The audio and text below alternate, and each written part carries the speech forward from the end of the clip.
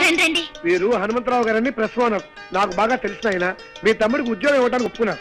నమస్కారం అండి. నమస్కారం అమ్మా. నేను చెప్తే మీ నెంబర్ అని ఆయన వెంట పెట్టుకొచ్చాను. రేపటి నుంచి వీళ్ళ తమ్ముడు మీ పనిలోకి వస్తానండి. ఇక మీరు బయలుదేరండి. మరి నేను వస్తానండి.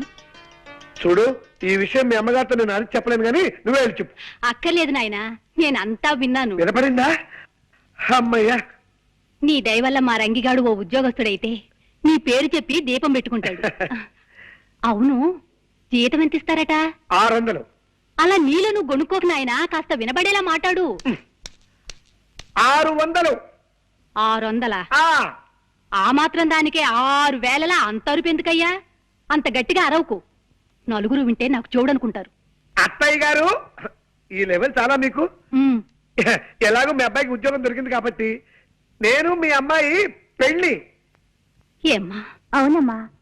నీ అక్కతో పాటు నువ్వు పెళ్లి చేసుకుని వెళ్ళిపోతే నీ చెల్లెలకు పెళ్ళెవరు చేస్తారమ్మా? నేనా జబ్బుదాన్ని, ఇకనో ఇప్పుడో గుటుక్కుమనేదాన్ని.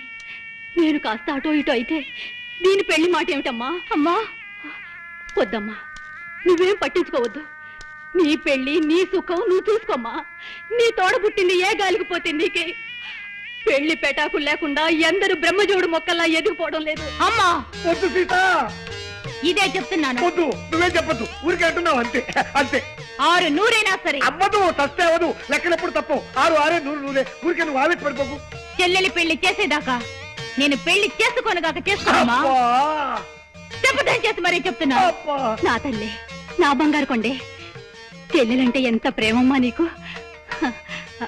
రామ్మా. ఏమండి ప్లీజ్? వద్దు, నువ్వేం చెప్పొద్దు. నా డ్యూటీ ఏమిటో నాకు అర్థమైపోయింది. అర్జెంట్ గా నీ చెల్లెలు కూడా మంచి సంబంధం చూసేయాలి, అంతే కదా?